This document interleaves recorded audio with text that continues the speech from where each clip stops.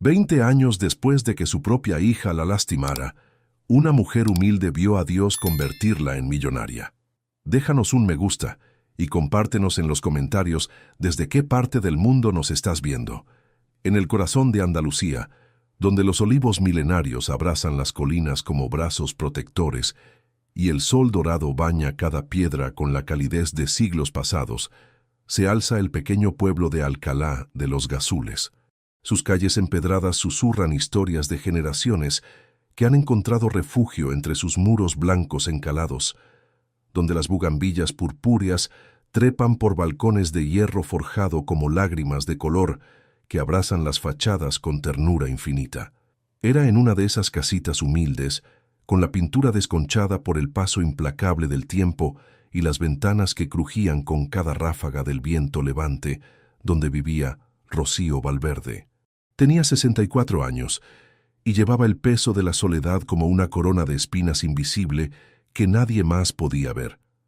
Su rostro, surcado por arrugas que contaban historias de lágrimas secas y sonrisas forzadas, reflejaba esa dignidad silenciosa que solo poseen quienes han aprendido a abrazar el dolor sin permitir que los quiebre. Cada mañana, cuando los primeros rayos del amanecer se filtraban tímidamente por las persianas gastadas de su dormitorio, Rocío despertaba con el mismo ritual que había repetido durante los últimos 20 años. Se incorporaba lentamente en su cama individual, que chirriaba como un lamento. Se arrodillaba sobre las baldosas frías del suelo y con las manos entrelazadas sobre el corazón que aún latía con esperanza, a pesar de todo, susurraba la misma oración que había pronunciado 8000 veces. Señor Jesús, dame fuerzas para otro día más. No te pido que cambies mi situación, solo te pido que no me abandones en mi camino. Sus vecinos la conocían como la Rocío, esa mujer menuda y trabajadora que siempre tenía una sonrisa amable, a pesar de que sus ojos traicionaban una tristeza profunda que parecía haber echado raíces en su alma. Caminaba cada mañana por las calles empedradas del pueblo, con paso firme pero cansado, llevando en su bolso gastado de cuero sintético los útiles de limpieza que constituían sus únicas herramientas de supervivencia. Su destino era el Hotel Rural Los Gazules, un establecimiento modesto pero acogedor que atendía a turistas que buscaban la autenticidad de la España profunda. Allí, entre el aroma a lejía y el sonido constante de sábanas al viento, Rocío había encontrado no solo su sustento, sino también una rutina que le daba propósito cuando el vacío de su casa se volvía insoportable. Don Rafael, el dueño del hotel, la había contratado hacía 15 años cuando ella llegó al pueblo, escapando de un pasado que se negaba a contar en detalle. Era un hombre mayor, con bigote canoso y mirada comprensiva, que había visto en los ojos de Rocío esa mezcla de determinación y desesperanza que solo tienen quienes han tocado el fondo y siguen luchando por salir a flote. «Usted trabaje tranquila, Rocío», le había dicho el primer día. «Aquí nadie pregunta de dónde viene, solo importa hacia dónde va». Y Rocío había trabajado con una dedicación que rayaba en lo devocional. Cada habitación que limpiaba era un altar donde ofrecía su esfuerzo como una oración silenciosa. Cada sábana que cambiaba, cada superficie que pulía hasta dejarla reluciente, cada baño que fregaba hasta que brillara como un espejo, era su manera de demostrarle a Dios que no se había rendido, que aún creía que su vida tenía valor a pesar de que su propia hija le hubiera demostrado lo contrario. El recuerdo de Carmen, su única hija, era una herida que se negaba a cicatrizar. 20 años habían pasado desde aquella noche terrible de noviembre, cuando las palabras se convirtieron en puñales y el amor familiar se desangró sobre el suelo de mármol de aquella casa que una vez había sido su hogar. Carmen tenía entonces 25 años. Estaba casada con un hombre de negocios exitoso y había construido una vida que brillaba desde afuera, pero que por dentro estaba carcomida por la ambición y la soberbia. La discusión había comenzado por algo tan trivial como la herencia de la abuela materna. Carmen quería vender inmediatamente la pequeña casa donde Rocío había nacido, donde había crecido, donde había cuidado a su madre enferma durante los últimos años de su vida. Para Carmen, esa casa no era más que ladrillos viejos que podían convertirse en dinero rápido. Para Rocío, era el último refugio de memorias que la conectaban con la mujer que había sido antes de que la vida la golpeara una y otra vez. «Mamá, no seas sentimental», le había dicho Carmen con esa frialdad que había desarrollado desde que se casó con dinero. «Es solo una casa vieja. Con lo que saquemos podemos hacer algo útil. Yo necesito ese dinero para el negocio de Miguel. Tú ya tienes donde vivir. ¿Para qué quieres 2 casas?» Pero Rocío no quería 2 casas. Quería una conexión con su pasado, un lugar donde poder ir a llorar a solas cuando el peso de la soledad se volviera insoportable. Quería conservar la habitación donde su madre había pronunciado sus últimas palabras, el jardincito, donde había aprendido a caminar de la mano de su padre, la cocina, donde había preparado las primeras comidas para Carmen cuando era apenas una niña que dependía completamente de su amor. «Carmen, esa casa es todo lo que me queda de mi familia», había respondido Rocío con voz quebrada. «Tu padre murió cuando eras pequeña, tu abuela acaba de partir, y ahora tú quieres que venda lo único que me conecta con ellos. ¿No puedes entender que hay cosas que no se pueden medir en dinero?» La respuesta de Carmen había sido como un martillazo directo al corazón. «Lo que no puedes entender tú es que estás siendo egoísta. Siempre has sido así, mamá. Siempre pensando en ti, en tus sentimientos, en tus necesidades. Nunca te importó lo que yo quería, lo que yo necesitaba. Y ahora que tengo la oportunidad de hacer algo grande con mi vida, tú te interpones como siempre». Las palabras que siguieron fueron un crescendo de crueldad que Rocío recordaba con precisión dolorosa, incluso después de 2 décadas. Carmen había escupido veneno sobre cada sacrificio que su madre había hecho por ella. Había reinterpretado cada muestra de amor como manipulación. Había convertido cada momento de ternura compartida en una transacción egoísta. «¿Sabes qué, mamá? Estoy cansada de tu drama constante, de tus lágrimas, de tu victimización. Vende la casa o no la vendas, pero no vuelvas a molestarme con tus problemas. Yo tengo mi propia vida ahora, una vida que no incluye cargar con tus pesares de vieja amargada». Y entonces había llegado el golpe final, las palabras que Rocío llevaba grabadas en el alma como cicatrices que se negaban a sanar. «Tal vez sea mejor que no volvamos a vernos. Tú vives en el pasado, yo vivo en el futuro. No tenemos nada en común. Recoge tus cosas y vete de mi casa. Y no vuelvas». Esa misma noche, con lluvia golpeando los cristales como lágrimas del cielo, Rocío había empacado sus pocas pertenencias en 2 maletas gastadas. Carmen no había salido de su habitación para despedirse. El silencio de la casa había sido más elocuente que cualquier palabra. Cuando Rocío cerró la puerta principal por última vez, supo que no solo estaba dejando una casa, sino que estaba siendo expulsada del corazón de la única persona que le quedaba en el mundo. Los años que siguieron fueron una travesía por el desierto de la soledad más absoluta. Rocío había vendido la casa de su madre, no por codicia, sino por supervivencia. Con ese dinero había logrado subsistir durante los primeros años, mientras buscaba trabajo, y trataba de reconstruir una vida que tenía sentido sin el amor de su hija. Había intentado contactar con Carmen en múltiples ocasiones, cartas que nunca fueron respondidas, llamadas telefónicas que terminaban con el tono de línea ocupada, regalos de cumpleaños devueltos sin abrir. Cada intento de reconciliación había sido una puerta cerrada con más fuerza, hasta que Rocío finalmente entendió que su hija había decidido borrarla de su existencia como si nunca hubiera existido. La pensión que recibía del Estado era ridículamente pequeña, apenas suficiente para pagar el alquiler de su casita humilde y comprar lo mínimo indispensable para sobrevivir. El trabajo en el hotel le proporcionaba el dinero extra necesario para costear las medicinas que su cuerpo de 64 años requería y para permitirse el lujo ocasional de una vela aromática que llenara su casa de algo que no fuera el olor a soledad. Pero lo que más la sostenía no era el dinero escaso ni el trabajo agotador. Era su fe inquebrantable en un Dios que, estaba convencida, no la había olvidado a pesar de que a veces pareciera sordo a sus oraciones.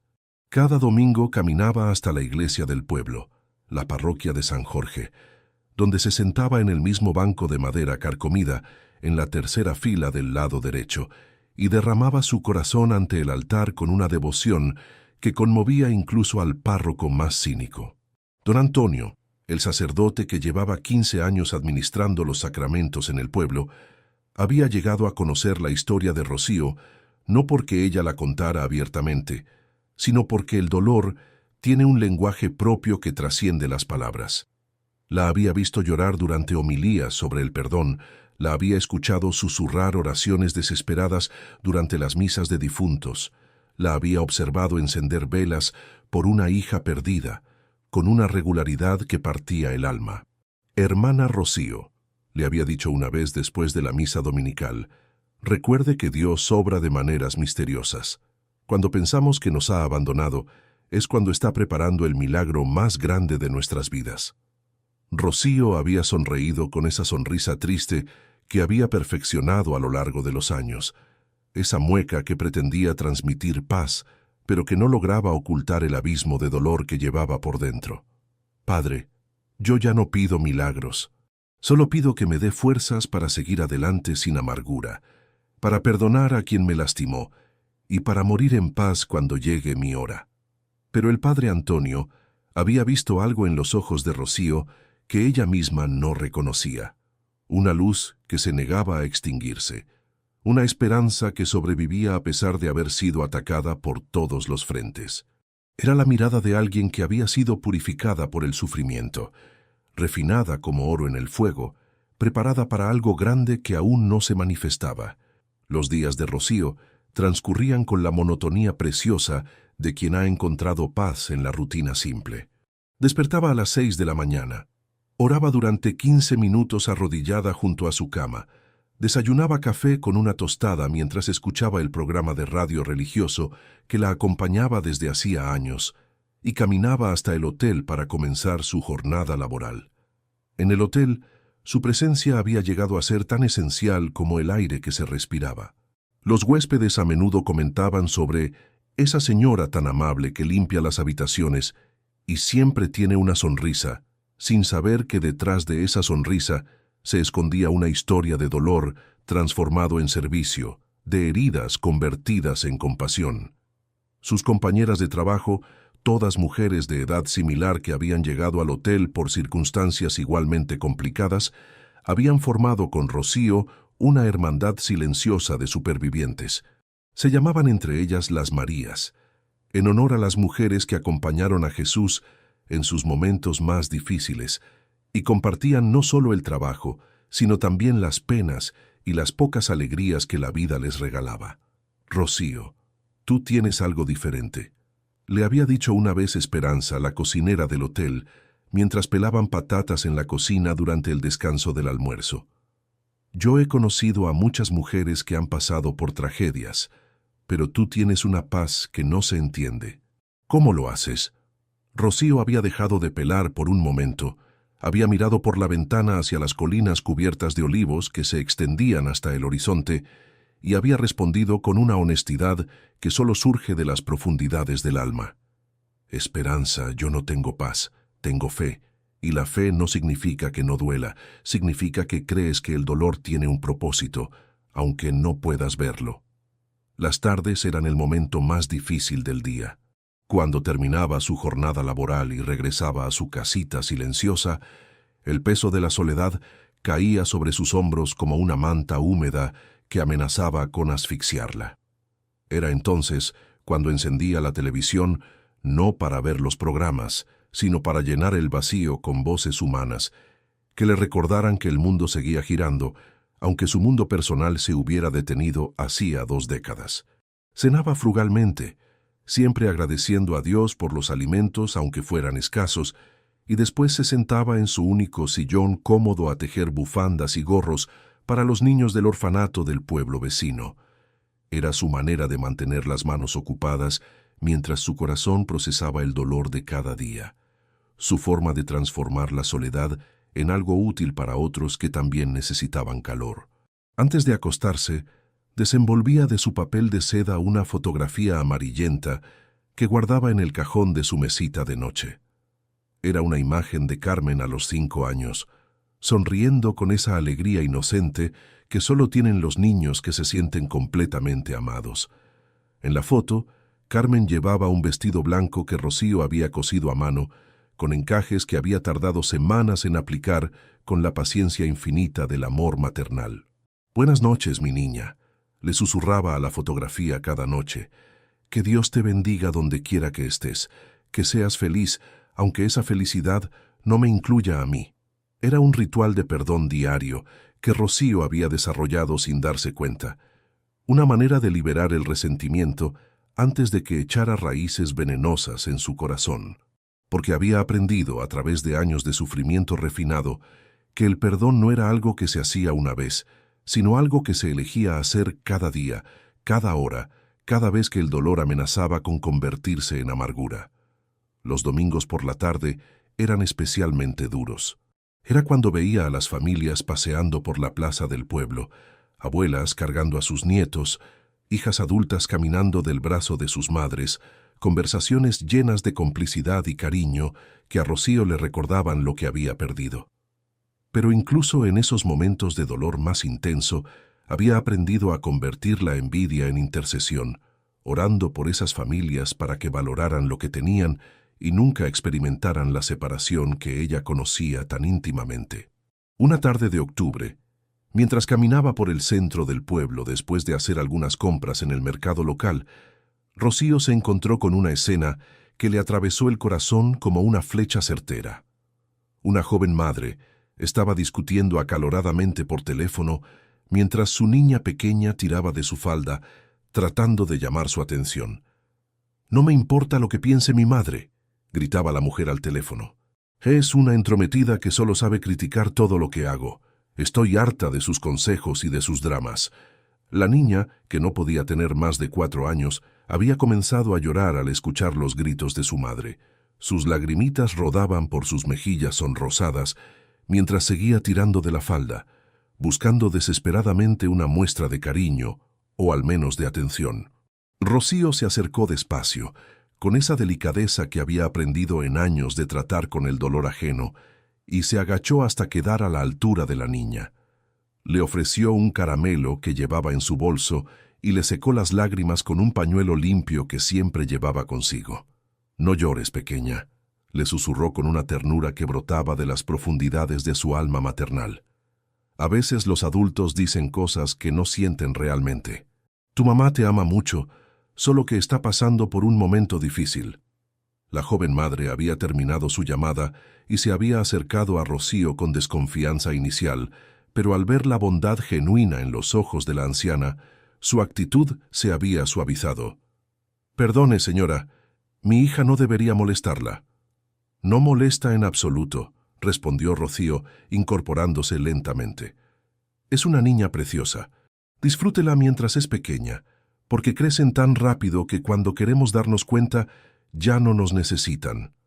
La joven había mirado a Rocío con curiosidad, como si hubiera escuchado algo en su voz que trascendía las palabras comunes. «¿Usted tiene hijos?». Rocío había sonreído con esa sonrisa melancólica que había perfeccionado, esa expresión que hablaba de amor y pérdida a la vez. «Tuve una hija. La amé con todo mi corazón, pero a veces el amor no es suficiente para mantener unida una familia». Esa noche, después de ese encuentro inesperado, Rocío había orado con una intensidad renovada. No por ella misma, sino por esa joven madre que había visto repetir patrones que conocía demasiado bien. Había pedido a Dios que protegiera esa relación, que ayudara a esa mujer a valorar a su madre antes de que fuera demasiado tarde, que evitara que esa niña inocente creciera con heridas que tardarían décadas en sanar. Era en momentos como esos cuando Rocío sentía que su dolor tenía un propósito más grande que su propia sanación. Cada experiencia dolorosa se convertía en una herramienta de compasión. Cada lágrima derramada se transformaba en sabiduría que podía ofrecer a otros que caminaban por senderos similares. Los meses habían pasado con esa rutina preciosa de trabajo y oración, de soledad transformada en servicio y dolor convertido en sabiduría. Rocío había cumplido 64 años en soledad, celebrando su cumpleaños, con una pequeña tarta que había comprado en la panadería del pueblo y una vela que había encendido no para pedir deseos, sino para agradecer otro año de vida que Dios le había regalado. Era un martes de marzo, con esa brisa fresca que anuncia la llegada de la primavera y llena el aire de promesas de renovación, cuando Rocío caminó hacia el Banco Santander del pueblo para realizar la operación más rutinaria de su mes: retirar los 130 euros de su pensión que constituían la base de su supervivencia económica. No tenía manera de saber que ese día ordinario se convertiría en el momento en que Dios respondería a 2 décadas de oraciones pacientes. No podía imaginar que su vida estaba a punto de cambiar de una manera tan radical que desafiaría todas sus expectativas sobre lo que era posible en la existencia de una mujer humilde de 64 años. Mientras caminaba por las calles empedradas hacia el banco, con su bolso de cuero sintético colgando del brazo y su paso ligeramente cansado pero decidido, Rocío repetía la oración silenciosa que había acompañado todos sus días durante los últimos 20 años. Señor, que tu voluntad se haga en mi vida, no mi voluntad sino la tuya. Lo que no sabía era que Dios había estado escuchando cada una de esas oraciones, guardando cada lágrima derramada en soledad, preparando una respuesta que superaría todo lo que su corazón humilde se había atrevido a esperar. Si esta historia ha tocado tu corazón y te identificas o estás pasando por algo parecido, deja tu petición de oración en los comentarios. Dios ve cada lágrima y cada necesidad. No están solos. La mañana del 7 de marzo amaneció con esa claridad cristalina que solo regala el cielo andaluz cuando está de humor generoso. El sol se alzaba lentamente sobre las colinas de olivos milenarios, pintando de oro viejo las fachadas encaladas de Alcalá de los Gazules, mientras las campanas de la parroquia de San Jorge repicaban suavemente anunciando las 8 de la mañana con su melodía familiar que había marcado los días de generaciones enteras. Rocío había despertado esa mañana con una sensación extraña en el pecho, una mezcla de inquietud y expectación que no sabía cómo interpretar. Durante sus oraciones matutinas, arrodillada sobre las baldosas frías de su dormitorio, con las manos entrelazadas sobre el corazón, había sentido una presencia más intensa de lo habitual, como si el aire mismo estuviera cargado de posibilidades que no alcanzaba a comprender. «Señor Jesús», había murmurado con voz temblorosa, «no sé qué me pasa hoy, pero siento que algo está por cambiar. Ayúdame a estar preparada para lo que tengas dispuesto para mí. Que mi corazón esté abierto a tu voluntad, aunque no la entienda». Después de su desayuno frugal de café con leche y una tostada con mermelada casera que le había regalado su vecina doña Carmen, Rocío se había dirigido hacia el Hotel Rural Los Gazules para comenzar su jornada laboral. El trabajo la esperaba como cada día. Habitaciones que limpiar, sábanas que cambiar, baños que dejar relucientes para los huéspedes que buscaban un refugio temporal en la belleza serena de la España profunda. Pero ese día, don Rafael, el dueño del hotel, la había recibido con una sonrisa más amplia de lo habitual y una noticia que había hecho saltar de alegría a todas las Marías que trabajaban en el establecimiento. «Rocío, tengo algo que comunicarles a todas», había anunciado el hombre mayor con su bigote canoso perfectamente peinado y sus ojos que brillaban con la satisfacción de quien tiene buenas noticias que compartir. «El hotel ha tenido un mes excelente, mejor de lo que esperaba. Así que he decidido darles a todas un bono extra de 200 euros. Se lo han ganado con su dedicación y su trabajo impecable». Las mujeres habían estallado en exclamaciones de alegría y gratitud. Para Rocío, esos 200 euros representaban una fortuna inesperada que podía cambiar completamente su situación financiera durante varias semanas. Podría comprar las medicinas que había estado posponiendo, arreglar la gotera del techo que la mantenía despierta durante las noches lluviosas, tal vez incluso permitirse el lujo de una comida completa en el restaurante del pueblo que había estado observando desde la ventana durante meses. «Don Rafael», había dicho Rocío con lágrimas de gratitud brillando en sus ojos, «no sabe lo que esto significa para mí. Dios lo bendiga por su generosidad». El hombre mayor había posado una mano paternal sobre el hombro de Rocío, con esa ternura que solo tienen quienes han aprendido a reconocer el valor real de las personas más allá de su situación económica. Rocío, usted se ha ganado esto y mucho más. Es el alma de este hotel. Los huéspedes siempre preguntan por la señora tan amable que limpia las habitaciones. Su presencia aquí es una bendición para todos nosotros. Después de terminar su jornada laboral con un entusiasmo renovado y el corazón ligero por la bendición inesperada, Rocío había decidido pasar por el banco para depositar el bono y retirar su pensión mensual. Era una rutina que había repetido durante 15 años desde que llegó al pueblo, una operación tan sencilla y predecible como la salida del sol. El Banco Santander de Alcalá de los Gazules era un edificio modesto pero sólido, con esa arquitectura funcional de los años 80 que priorizaba la practicidad sobre la belleza. Sus ventanas de cristal tintado reflejaban la luz dorada de la tarde, y su puerta de cristal templado se abría con un susurro mecánico que anunciaba la entrada a un mundo de números y transacciones que para Rocío siempre había sido intimidante, pero necesario. Cuando Rocío empujó la puerta y entró al banco, el aire acondicionado la recibió con esa frialdad artificial que contrastaba dramáticamente con el calor primaveral del exterior. El suelo de mármol brillante reflejaba las luces fluorescentes del techo, creando un ambiente aséptico que parecía diseñado para recordar a los visitantes la seriedad de los asuntos financieros. Solo había una persona antes que ella en la cola, un joven con traje de negocios que revisaba impaciente su teléfono móvil mientras esperaba su turno. Rocío se colocó detrás de él con la paciencia que había perfeccionado a lo largo de décadas de esperar todo tipo de cosas: autobuses que llegaban tarde, resultados médicos que tardaban semanas, llamadas telefónicas de una hija que nunca venían. Cuando llegó su turno, se acercó al mostrador donde la esperaba Cristina, la cajera que la había atendido durante los últimos 5 años.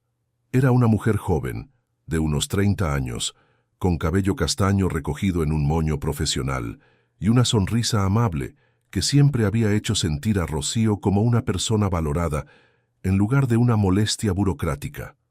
«Buenos días, señora Valverde», saludó Cristina con su cortesía habitual. «¿Viene a retirar su pensión como siempre?» «Buenos días, Cristina», respondió Rocío acomodando su bolso sobre el mostrador y buscando en su interior la libreta de ahorros que guardaba envuelta en un pañuelo de tela para protegerla. «Sí, vengo por mi pensión, pero también quiero depositar un dinero extra que me dieron en el trabajo». Cristina tomó la libreta con esa eficiencia mecánica que caracteriza a los empleados bancarios, pero cuando introdujo los datos en su computadora, su expresión cambió dramáticamente. La sonrisa rutinaria desapareció de su rostro, siendo reemplazada por una mueca de confusión que inmediatamente puso a Rocío en estado de alerta. «Señora Valverde», dijo Cristina con voz vacilante, «hay algo aquí que no entiendo. ¿Podría confirmarme su número de DNI?» Rocío sintió que se le encogía el estómago. Durante los años de pobreza, había desarrollado una paranoia constante hacia los problemas burocráticos, siempre temiendo que algún error administrativo pudiera dejarla sin la pequeña pensión que constituía su única fuente de ingresos estable.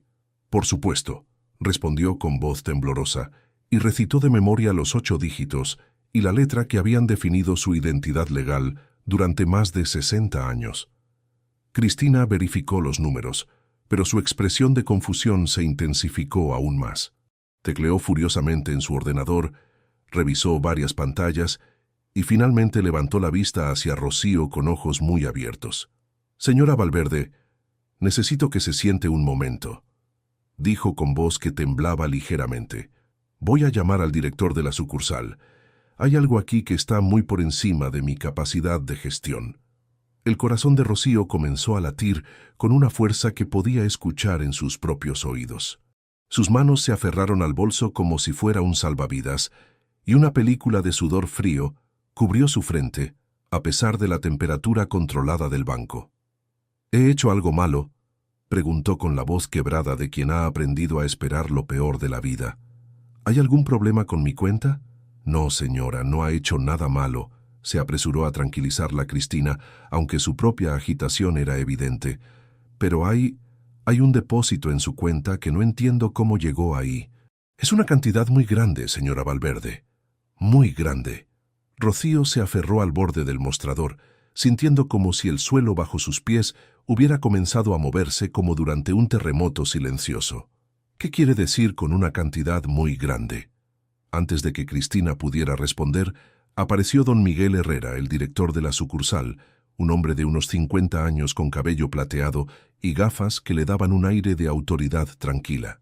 Su expresión era una mezcla de profesionalismo y asombro barely contenido, como si acabara de presenciar algo que desafiaba su experiencia de 20 años en el sector bancario. «Señora Valverde», dijo don Miguel con voz cuidadosamente controlada, «¿podría acompañarme a mi oficina, por favor? Tenemos que hablar sobre su cuenta». Con las piernas temblándole como hojas en el viento, Rocío siguió al director a través del banco, hasta una oficina pequeña pero elegante, decorada con diplomas enmarcados y una fotografía familiar sobre el escritorio de caoba. Don Miguel le ofreció una silla tapizada en cuero marrón frente a su escritorio, y ella se sentó con la rigidez de quien espera recibir malas noticias. «Señora Valverde», comenzó don Miguel después de cerrar la puerta y sentarse frente a ella, «esta mañana se ha realizado una transferencia a su cuenta desde un bufete de abogados de Sevilla. La cantidad es de 3.800.000 euros». Las palabras golpearon a Rocío como un martillo sobre cristal. Por un momento, el mundo se detuvo completamente. No había sonidos, no había colores, no había nada más que esa cifra imposible flotando en el aire entre ella y el director del banco, como una aparición que desafiaba toda lógica. «No entiendo», murmuró Rocío con voz que parecía venir de muy lejos. «Debe haber un error. Yo no conozco a ningún abogado de Sevilla, no tengo familia rica, no tengo nada que justifique. Esa cantidad es imposible». Don Miguel extrajo unos documentos de una carpeta manila y los extendió sobre el escritorio, con la solemnidad de quien maneja información que puede cambiar una vida para siempre. «Señora Valverde, según la información que hemos recibido, usted es la beneficiaria única de la herencia de una señora llamada Esperanza Moreno Valverde, fallecida hace 3 meses en Sevilla». El nombre golpeó a Rocío como un rayo que ilumina súbitamente un paisaje nocturno. Esperanza Moreno Valverde. Su tía abuela, la hermana menor de su abuelo paterno, la mujer misteriosa de quien había escuchado hablar en susurros durante su infancia, pero a quien nunca había conocido personalmente. Los recuerdos comenzaron a filtrarse lentamente a través de la bruma de shock que envolvía su mente. Su abuelo había mencionado ocasionalmente a Esperanza, siempre con una mezcla de cariño y tristeza, contando que había emigrado a Sevilla siendo muy joven para trabajar como empleada doméstica en casa de una familia adinerada, y que con el tiempo se había perdido el contacto entre las ramas de la familia. «Esperanza», susurró Rocío, y al pronunciar el nombre sintió como si estuviera invocando un fantasma del pasado que había estado esperando décadas para manifestarse. «Mi abuelo hablaba de ella cuando yo era niña. Decía que era una mujer muy trabajadora, muy buena, pero que se había ido a la ciudad grande y nunca más regresó al pueblo».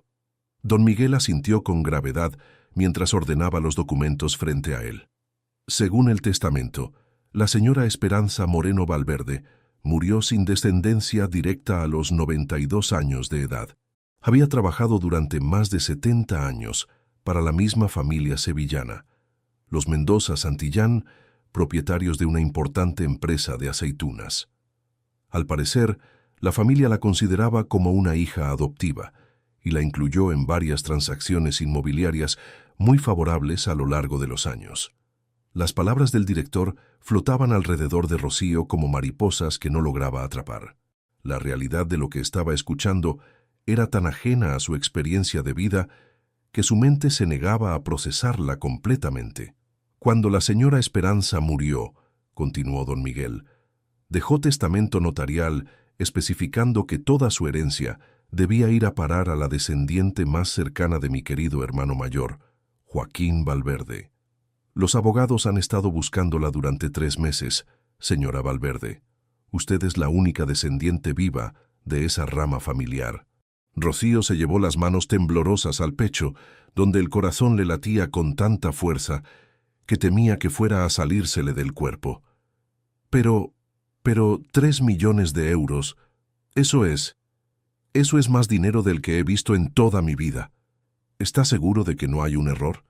Los abogados han verificado su identidad múltiples veces, respondió don Miguel, con una sonrisa que comenzaba a reflejar la alegría genuina de ser portador de noticias extraordinarias.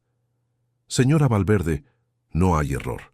Usted acaba de convertirse en una mujer muy acomodada. El silencio que siguió fue tan profundo que Rocío podía escuchar el tic-tac del reloj de pared y el rumor distante del tráfico en la calle principal del pueblo.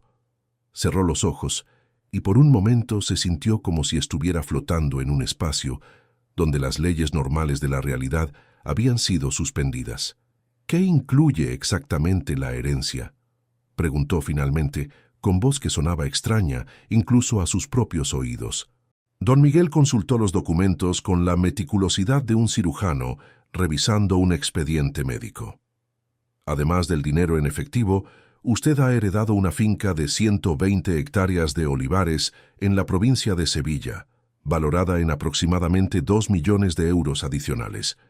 También una casa señorial en el centro histórico de Sevilla, completamente restaurada, valorada en 1.200.000 euros, y varias propiedades urbanas menores que generan ingresos por alquiler. Cada nueva cifra era como una onda expansiva que sacudía los cimientos de todo lo que Rocío había creído sobre su lugar en el mundo. De ser una mujer humilde que contaba cada euro para sobrevivir, había pasado a ser propietaria de riquezas que no sabía siquiera cómo conceptualizar. Los abogados quieren reunirse con usted lo antes posible, continuó don Miguel. Hay muchos papeles que firmar, propiedades que transferir oficialmente, decisiones que tomar sobre la administración de los activos. Rocío abrió los ojos y miró por la ventana de la oficina hacia la plaza del pueblo donde había caminado durante 15 años como una mujer invisible, una viuda pobre que limpiaba habitaciones de hotel para sobrevivir. Las mismas calles, los mismos edificios, la misma luz dorada del atardecer andaluz, pero todo parecía diferente ahora, como si estuviera viendo su mundo a través de un filtro que transformaba cada elemento familiar en algo nuevo y lleno de posibilidades. Don Miguel, dijo finalmente con voz que temblaba de emoción contenida, ¿podría llamar a los abogados y decirles que estoy lista para reunirme con ellos? Pero antes necesito ir a casa. Necesito procesar esto. Necesito hablar con Dios. El director del banco sonrió con una calidez paternal que transformó completamente su rostro profesional. Por supuesto, señora Valverde, tómese todo el tiempo que necesite. Mientras tanto, nosotros nos encargaremos de todos los trámites bancarios necesarios. Y permítame felicitarla. En mis 20 años en este puesto, nunca había sido testigo de algo tan extraordinario. Cuando Rocío salió del banco, sus piernas apenas la sostenían. La tarde había adquirido una calidad dorada y etérea, como si el mismo aire hubiera sido tocado por magia. Cada paso hacia su casita humilde era un paso hacia una nueva realidad que aún no terminaba de comprender. Los vecinos que se cruzaban con ella la saludaban como siempre. «Buenas tardes, Rocío. ¿Cómo está usted? Qué bonita tarde, ¿verdad?». No tenían idea de que estaban hablando con una mujer que acababa de recibir una de las herencias más grandes en la historia del pueblo, que había pasado de la pobreza a la riqueza en el espacio de una conversación bancaria. Cuando finalmente llegó a su casa y cerró la puerta tras ella, Rocío se apoyó contra la pared del pequeño recibidor y se permitió llorar por primera vez desde que había escuchado las palabras 3.800.000 euros. Eran lágrimas de shock, de gratitud, de una alegría tan abrumadora que no cabía en su pecho de 64 años. Se dirigió directamente a su dormitorio, donde se arrodilló junto a la cama, sobre las mismas baldosas frías donde había orado durante 15 años, pidiendo fuerzas para sobrevivir un día más. Pero esta vez sus palabras fueron completamente diferentes. Señor Jesús, no entiendo lo que está pasando. Durante 20 años he vivido con lo mínimo. He aceptado mi pobreza como tu voluntad. He tratado de ser agradecida por las migajas. Y ahora me das esto. ¿Por qué, Señor? ¿Por qué a mí? ¿Qué quieres que haga con tanta bendición? Las lágrimas caían sobre sus manos entrelazadas como gotas de lluvia que hubieran estado contenidas durante décadas. Mi niña Carmen, mi Carmen, que me echó de su casa porque pensaba que yo no tenía nada que ofrecerle. ¿Qué va a pensar cuando se entere?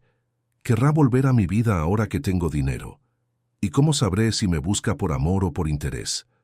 La oración se extendió durante horas, una conversación íntima entre una mujer que había conocido la pobreza más absoluta y un Dios que parecía haber estado preparando este momento durante décadas. Rocío derramó ante el altar de su fe todos sus miedos sobre la nueva responsabilidad, todas sus preguntas sobre el propósito divino detrás de semejante bendición, todas sus ansiedades sobre cómo la riqueza podría cambiar su esencia. Esa noche no cenó. No encendió la televisión. No tejió bufandas para el orfanato. Simplemente se quedó arrodillada junto a su cama hasta muy tarde, sintiéndose como Moisés frente a la zarza ardiente, abrumada por un encuentro con lo divino que superaba su capacidad de comprensión. Cuando finalmente se acostó, sostuvo en sus manos la fotografía amarillenta de Carmen a los 5 años, la misma imagen que había contemplado cada noche durante 20 años. Pero esta vez las palabras que le susurró a la foto fueron diferentes. Mi niña, tal vez Dios ha permitido esto para que puedas volver a mi vida. No con humillación, no con necesidad, sino con dignidad. Tal vez esta riqueza no es para mí, sino para tender un puente hacia ti. Los días que siguieron al descubrimiento de la herencia pasaron como en un sueño extraño, donde Rocío caminaba por su rutina habitual, mientras su mente trataba de procesar una realidad que desafiaba todo lo que había conocido sobre su lugar en el mundo. Cada mañana despertaba esperando que todo hubiera sido un sueño elaborado, pero los documentos que don Miguel le había dado permanecían sobre su mesita de noche como evidencia tangible de que su vida había cambiado para siempre.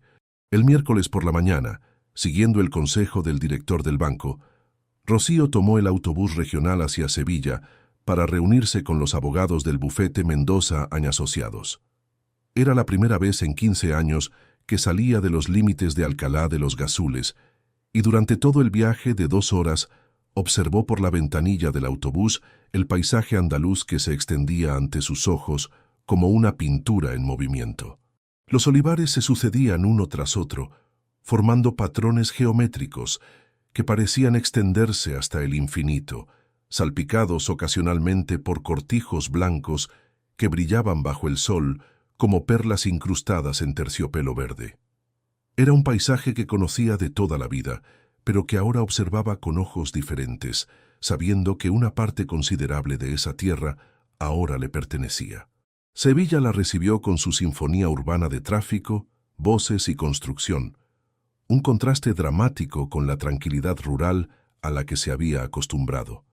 Las calles bullían de vida y actividad, llenas de turistas que fotografiaban cada esquina y sevillanos que navegaban la ciudad, con la confianza de quienes conocen cada piedra de sus aceras.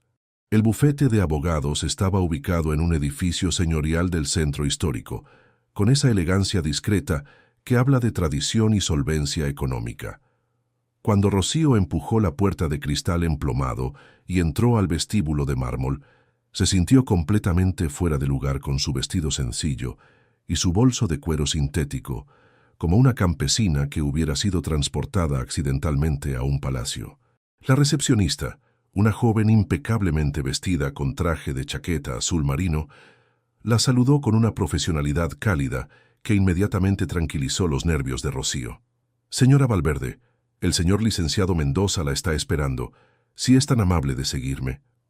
Don Eduardo Mendoza era un hombre de unos 60 años, con cabello plateado perfectamente peinado y una sonrisa que irradiaba competencia y bondad a partes iguales. Su oficina era un museo privado de derecho y tradición, con estanterías que llegaban hasta el techo, repletas de libros legales encuadernados en cuero y cuadros que representaban momentos históricos de Andalucía. «Señora Valverde», dijo el abogado incorporándose para recibirla con un apretón de manos que transmitía respeto genuino. «Es un honor conocerla finalmente. Hemos estado buscándola durante meses. Por favor, siéntese. Tenemos mucho de qué hablar». Durante las siguientes 3 horas, don Eduardo le explicó detalladamente el alcance de su herencia con la paciencia de un maestro, enseñando una lección compleja a un estudiante aplicado. Le mostró fotografías de la finca de Olivares, una propiedad que se extendía por colinas enteras, con árboles centenarios que habían sido cuidados por generaciones de trabajadores especializados. «Esta finca», explicó mientras señalaba las imágenes, «produce anualmente unas 500 toneladas de aceite de oliva virgen extra de la más alta calidad. Los ingresos anuales rondan los 400.000 euros, después de todos los gastos de mantenimiento y salarios de los empleados». Luego le enseñó fotografías de la casa señorial en Sevilla, un palacete del siglo XVIII que había sido completamente restaurado por Esperanza durante sus últimos años de vida. Las imágenes mostraban salones con techos de vigas de madera pintadas, patios interiores con fuentes de azulejo, jardines que parecían sacados de un cuento de hadas. Su tía abuela Esperanza invirtió mucho dinero en restaurar esta casa, continuó don Eduardo. Ella vivía solamente en una pequeña parte del edificio, pero mantenía el resto como si esperara que algún día vinieran visitantes importantes. Ahora entendemos que los estaba preparando para usted. Cada nueva revelación sobre la magnitud de su herencia dejaba a Rocío más abrumada. No era solo el dinero, aunque esa cantidad superaba todo lo que había soñado. Era la responsabilidad, el peso de administrar propiedades y empleados, de tomar decisiones que afectarían la vida de decenas de familias que dependían de la finca para su sustento.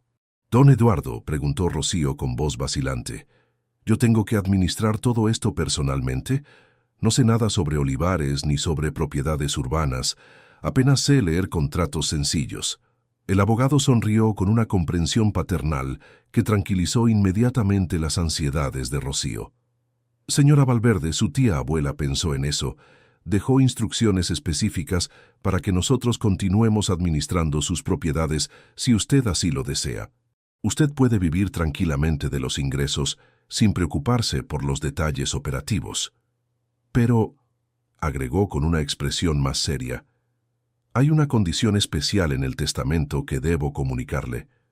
Su tía Esperanza especificó que si algún día usted decide vender las propiedades para convertir todo en dinero líquido, una parte importante de la herencia debe destinarse a obras de caridad, específicamente para ayudar a mujeres mayores en situación de abandono familiar. Las palabras del abogado golpearon a Rocío como una revelación divina.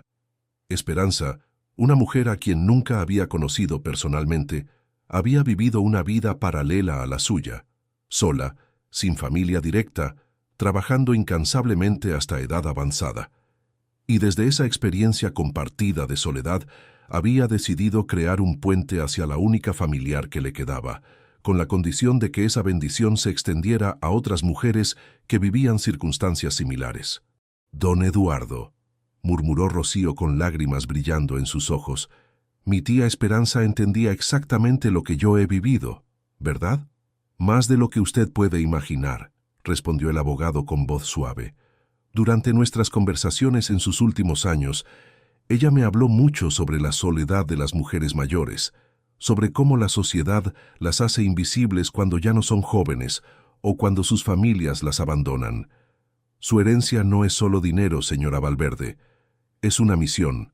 Cuando Rocío regresó a Alcalá de los Gazules esa tarde, se sentía como si hubiera sido transformada no solo por la riqueza, sino por el peso de un propósito que trascendía sus necesidades personales. Durante el viaje de regreso en autobús, observó a los demás pasajeros con ojos nuevos. Ancianas que viajaban solas, mujeres de mediana edad con rostros cansados, jóvenes madres que luchaban por mantener a sus hijos entretenidos durante el viaje.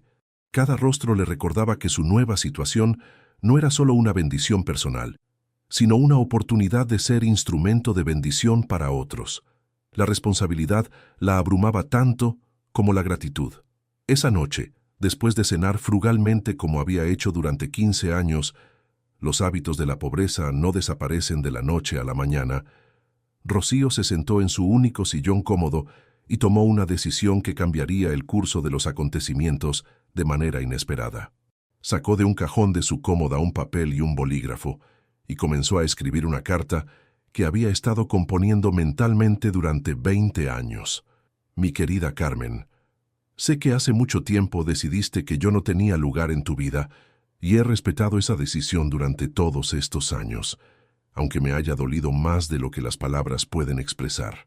No te escribo para pedirte perdón, porque ya no estoy segura de cuáles fueron mis errores como madre, ni para reprochar tu decisión, porque entiendo que todos tenemos derecho a elegir nuestro camino. Te escribo porque ha sucedido algo extraordinario en mi vida, algo que no puedo procesar completamente sin compartirlo contigo, aunque sea a través de esta carta que tal vez nunca llegues a leer. Que he heredado una fortuna considerable de una tía abuela que nunca conocí personalmente, pero que parece haber entendido mi vida mejor que yo misma. De un día para otro, he pasado de contar euros para sobrevivir a tener más dinero del que podría gastar en varias vidas. Pero más que el dinero, lo que me ha impactado es darme cuenta de que Dios tenía un plan que yo no podía ver. Durante 20 años he orado pidiendo fuerzas para vivir sin amargura, para perdonarte sin resentimiento, para encontrar propósito en mi soledad. Y ahora entiendo que tal vez todo este tiempo de preparación era para estar lista para algo más grande. No te escribo para que regreses a mi vida por el dinero. De hecho, si decides ponerte en contacto conmigo después de leer esta carta, necesitaré tiempo para entender tus verdaderas motivaciones. Te escribo porque, a pesar de todo lo que ha pasado entre nosotras, sigues siendo mi hija, y una madre nunca deja de amar, incluso cuando ese amor no es correspondido. Si alguna vez decides que quieres conocer a la mujer en quien me he convertido durante estos años de soledad, estaré aquí. Pero si prefieres que tu vida continúe sin mí, también lo respetaré, como he hecho durante estas 2 décadas. Te envío esta carta con la dirección de mis abogados en Sevilla, porque pronto dejaré esta casita humilde para mudarme a la casa que he heredado. No porque esté abandonando mis raíces, sino porque he entendido que a veces Dios nos mueve hacia nuevas temporadas de nuestra vida que requieren nuevos escenarios. Sea cual sea tu decisión, quiero que sepas que te perdono completamente por las palabras que intercambiamos hace 20 años y que cada día pido a Dios que te haga feliz, aunque esa felicidad no me incluya. Con amor eterno, tu madre, Rocío. Después de escribir la carta, Rocío la dobló cuidadosamente y la metió en un sobre que dirigió a la última dirección que tenía de Carmen, sabiendo que era probable que su hija ya no viviera allí, pero confiando en que de alguna manera el mensaje llegaría a sus manos si Dios quería que así fuera. Al día siguiente, después de depositar la carta en el buzón de correos del pueblo, Rocío se dirigió al Hotel Rural Los Gazules para tener una conversación que había estado posponiendo desde que recibió la noticia de su herencia. Don Rafael la recibió en su oficina con la sonrisa paternal de siempre. Pero Rocío notó inmediatamente que había algo diferente en su mirada, una mezcla de curiosidad y preocupación que sugería que los rumores sobre su nueva situación ya habían comenzado a circular por el pueblo. Don Rafael, comenzó Rocío sin preámbulos, supongo que ya ha escuchado los rumores sobre lo que me ha pasado. El hombre mayor asintió con una sonrisa que mezclaba alegría genuina con una pizca de melancolía. En un pueblo como este, Rocío, es difícil que algo así permanezca en secreto. Me alegro enormemente por usted.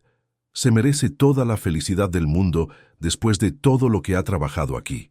Vengo a despedirme, dijo Rocío con voz que temblaba ligeramente, y a agradecerle por todos estos años en que me dio la oportunidad de trabajar con dignidad cuando yo no tenía nada más. Don Rafael se inclinó hacia adelante en su silla, con expresión seria. Rocío, espero que entienda que para nosotros usted no era solo una empleada, era parte de la familia de este hotel. Los huéspedes la van a extrañar enormemente. Yo también los voy a extrañar, respondió Rocío con lágrimas comenzando a formarse en sus ojos. Pero, don Rafael, he heredado no solo dinero, sino una responsabilidad. Mi tía abuela quería que este dinero se usara para ayudar a otras mujeres en situaciones difíciles. Y no puedo cumplir esa misión desde un cuarto de hotel, por muy querido que sea este lugar. El intercambio que siguió fue uno de los más emotivos en la vida de ambos. Don Rafael había llegado a considerar a Rocío como la hija que nunca tuvo, y Rocío había encontrado en él al padre comprensivo que había perdido demasiado joven. Despedirse era como cerrar un capítulo de sus vidas que había estado lleno de respeto mutuo y cariño genuino. «Prométame una cosa», dijo don Rafael al final de la conversación. «Prométame que cuando esté establecida en su nueva vida, vendrá a visitarnos de vez en cuando. Esta siempre será su casa». Esa tarde, Rocío comenzó a empacar sus pertenencias para el traslado a Sevilla. Era un proceso extrañamente liberador y doloroso a la vez. Cada objeto que guardaba en cajas de cartón llevaba consigo memorias de 15 años de vida simple pero significativa. Al empacar la fotografía amarillenta de Carmen, se detuvo por un momento largo, preguntándose si su hija habría recibido ya la carta, qué estaría pensando, si la riqueza inesperada de su madre cambiaría algo en el muro de silencio que había construido entre ellas. Esa noche, su última noche en la casita humilde donde había aprendido a vivir con dignidad a pesar de la pobreza, Rocío se arrodilló una vez más junto a su cama para orar. Pero sus palabras fueron diferentes a todas las oraciones de los últimos 15 años. «Señor Jesús, mañana comienzo una nueva vida que nunca pedí, pero que acepto como regalo tuyo. Ayúdame a no perder mi esencia en la abundancia. Ayúdame a recordar siempre de dónde vengo, para poder servir mejor a quienes están donde yo estuve. Y si es tu voluntad, permite que mi Carmen entienda que este cambio en mi vida puede ser también una oportunidad para sanar lo que se rompió entre nosotras hace tanto tiempo».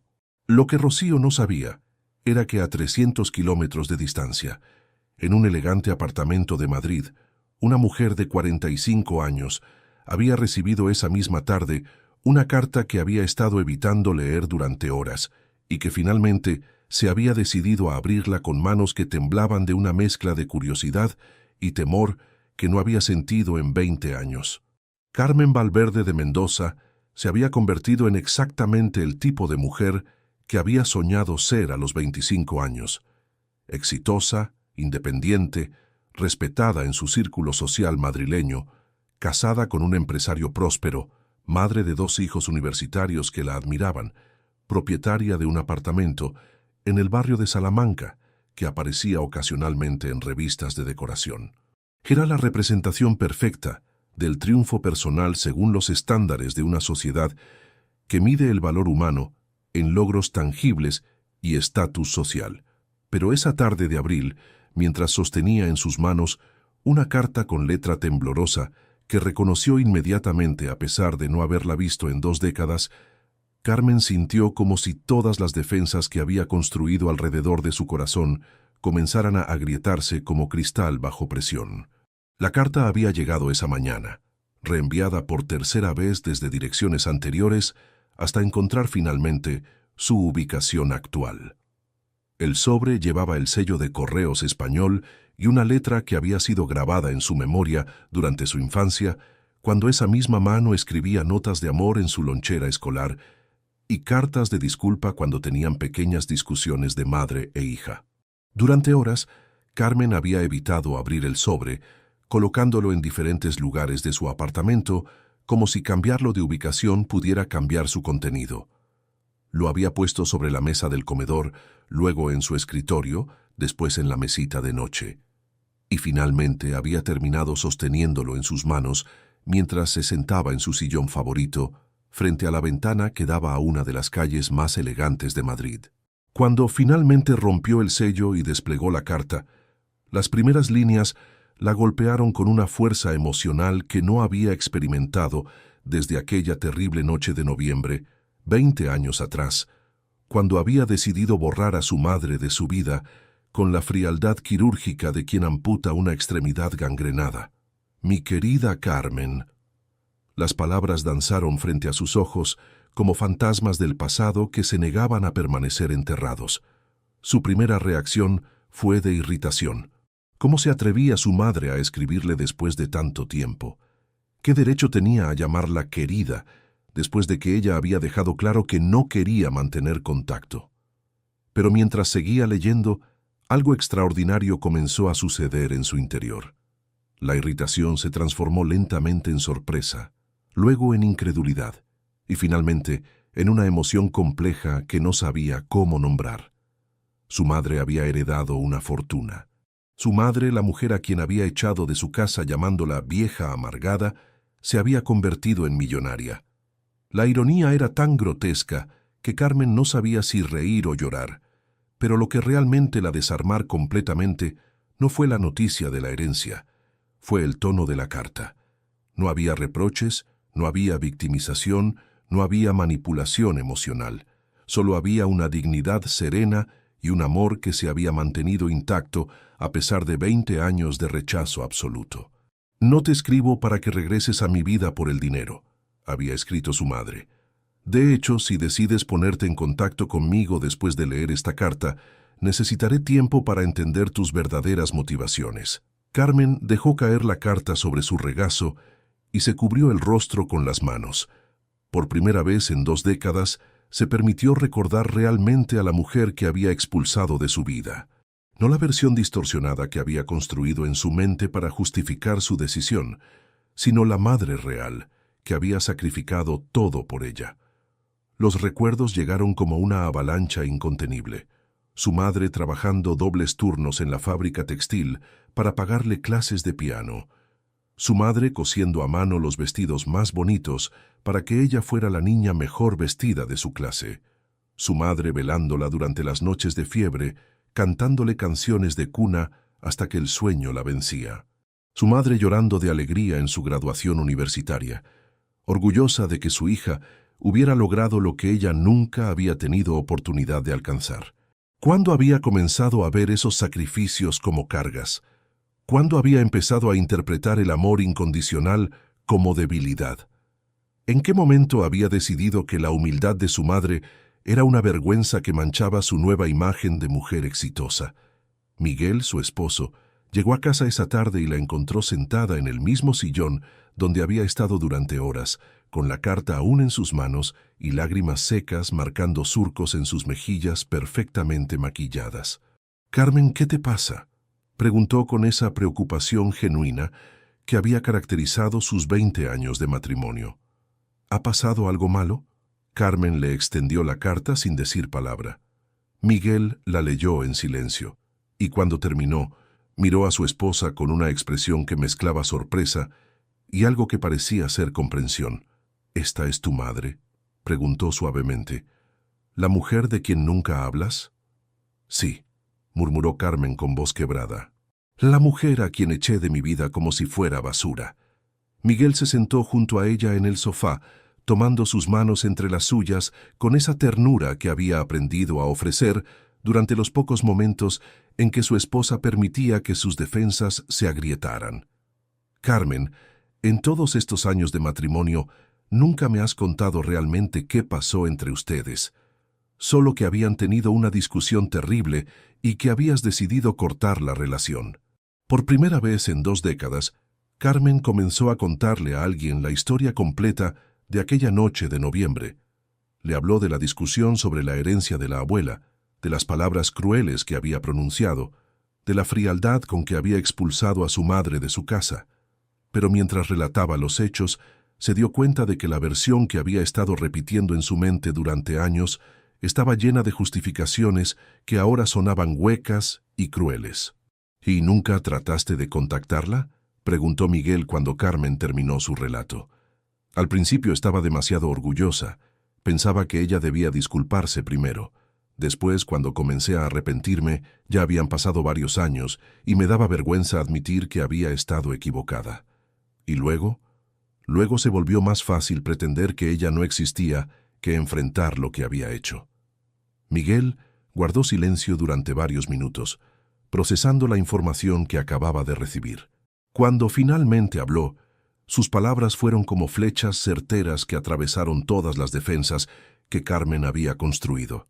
Carmen, tú sabes que te amo incondicionalmente, pero tengo que decirte algo que tal vez no quieras escuchar.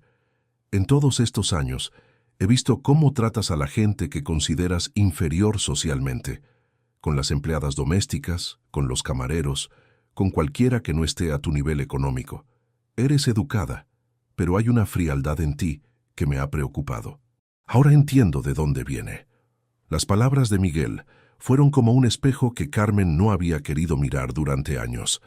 Se dio cuenta de que había pasado 2 décadas construyendo una personalidad que rechazaba todo lo que le recordara a la humildad de su origen, todo lo que le hiciera recordar a la madre trabajadora que había sacrificado su propia comodidad por el bienestar de su hija. ¿Qué clase de persona soy, Miguel?, preguntó con voz quebrada. ¿Qué clase de mujer echa a su propia madre de su casa y luego la ignora durante 20 años?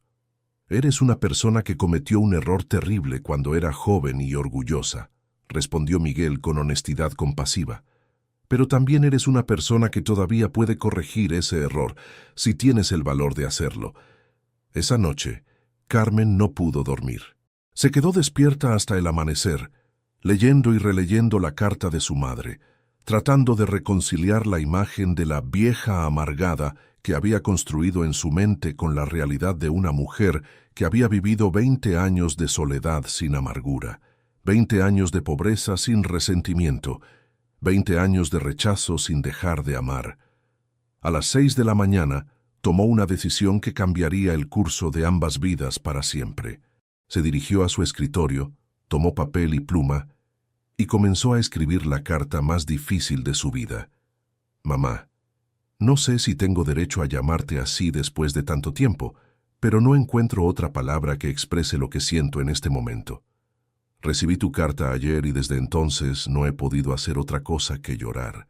No por la noticia de tu herencia, aunque me alegra saber que finalmente la vida te ha recompensado por toda tu bondad, sino por darme cuenta de la clase de hija que he sido durante estos 20 años. He pasado 2 décadas convenciéndome de que tenía razones justificadas para echarte de mi vida. He construido una versión distorsionada de ti en mi mente para poder vivir con mi decisión. Pero tu carta me ha obligado a enfrentar la verdad, que fui una hija cruel, orgullosa y egoísta, que sacrificó el amor más puro que había conocido en el altar de mi vanidad social. Mamá, recuerdo todo. Recuerdo cada sacrificio que hiciste por mí, cada noche que trabajaste hasta tarde para pagarme clases extras, cada peso que ahorras te dé tu propia comida para comprarme la ropa que yo creía que necesitaba para encajar con mis compañeras de universidad. Recuerdo cómo llorabas de alegría en mis graduaciones, cómo me abrazabas cuando tenía pesadillas, cómo me defendías cuando el mundo parecía estar en mi contra. Y recuerdo cómo pagué todo ese amor, con desprecio, con frialdad, con una crueldad que ahora me avergüenza tanto que no puedo mirarme al espejo sin sentir náuseas. No te escribo para pedirte que me perdones, porque no estoy segura de merecer tu perdón. Te escribo porque necesitas saber que no ha pasado un solo día en estos 20 años en que no haya pensado en ti, aunque haya pretendido lo contrario. No ha habido una Navidad en que no haya extrañado tu risa, un cumpleaños en que no haya recordado cómo me despertabas cantando las mañanitas, una crisis personal en que no haya deseado poder llamarte para pedirte consejo. Mamá, me convertí en una mujer exitosa según los estándares del mundo, pero me di cuenta ayer leyendo tu carta de que fallé en lo más importante. Me convertí en una mujer incapaz de reconocer el valor del amor incondicional cuando lo tenía frente a mí. Mis hijos, tus nietos que nunca conociste, han crecido sin conocer a la abuela más maravillosa del mundo. Mi esposo Miguel ha vivido 20 años casado con una mujer que tenía un vacío en el corazón que nunca pudo explicar completamente. Si me permites verte, si me das la oportunidad de pedirte perdón en persona, viajaré a donde estés mañana mismo. No por tu dinero, que me parece irrelevante comparado con la posibilidad de recuperar a mi madre, sino porque he entendido que vivir sin ti ha sido como vivir con la mitad del alma amputada. Si decides que 20 años de silencio son demasiados para perdonar, lo entenderé. Pero si hay una posibilidad, por pequeña que sea, de que puedas encontrar en tu corazón un espacio para una hija que se perdió en el camino, pero que finalmente ha encontrado el camino de regreso a casa, te ruego que me lo hagas saber. Te amo, mamá. Siempre te he amado, incluso cuando era demasiado orgullosa y estúpida para admitirlo. Tu hija arrepentida, Carmen. Carmen dobló la carta con manos temblorosas y la dirigió a la dirección del bufete de abogados que su madre había mencionado. Después caminó hasta el buzón más cercano a su apartamento y la depositó antes de que el miedo o el orgullo pudieran convencerla de cambiar de opinión. Mientras caminaba de regreso a su casa en la madrugada madrileña, con las calles vacías resonando bajo sus pasos, Carmen sintió algo que no había experimentado en 20 años, esperanza mezclada con terror, la posibilidad de redención combinada con el miedo al rechazo justificado. No sabía que a 500 kilómetros de distancia, en una casa señorial de Sevilla, donde su madre se estaba adaptando a su nueva vida, Rocío había despertado esa misma madrugada con una sensación extraña en el corazón, una intuición maternal que le susurraba que algo importante estaba por suceder, algo que podría cambiar el curso de los años que le quedaban por vivir. La herencia de Rocío no fue solo una casa señorial en Sevilla, sino también un legado espiritual preparado por su tía abuela Esperanza. Entre diarios y memorias, descubrió un mensaje: vivir con propósito y convertir la riqueza en bendición para otros. Trabajando en la finca de olivares, ganó el respeto de las familias que allí vivían, hasta que un día recibió la noticia que había esperado 20 años, una carta de su hija Carmen. Las palabras de arrepentimiento fueron bálsamo sobre heridas antiguas, y la respuesta de Rocío estuvo marcada por un perdón incondicional. El encuentro en la estación de Santa Justa fue un milagro. Madre e hija, abrazadas tras 2 décadas de separación, dejaron que el perdón borrara todo rastro de orgullo. La reconciliación se extendió pronto a los nietos, y la familia entera descubrió una nueva etapa de unión. De esa experiencia nació la Fundación Esperanza Valverde, dedicada a ayudar a mujeres mayores y familias rotas a reencontrarse. Rocío halló propósito en transformar su dolor en esperanza, y Carmen, junto a sus hijos, se convirtió en compañera inseparable en esa misión. 5 años después, la familia había cambiado para siempre. Los nietos encontraron inspiración en la historia de su abuela. Carmen aprendió que el amor materno nunca caduca, y Rocío vio completado el círculo de su vida con el nacimiento de un nuevo nieto, Aurelio. Bajo los olivos que habían sido testigos de tantas lágrimas, Rocío entendió la lección definitiva. Dios no desperdicia nada, ni los errores, ni los años perdidos, ni el dolor. Todo puede transformarse en bendición cuando el perdón vence al resentimiento y el amor se convierte en la herencia más valiosa. Porque al final, lo único que permanece es el amor. Un amor que perdona, que sana, que multiplica milagros.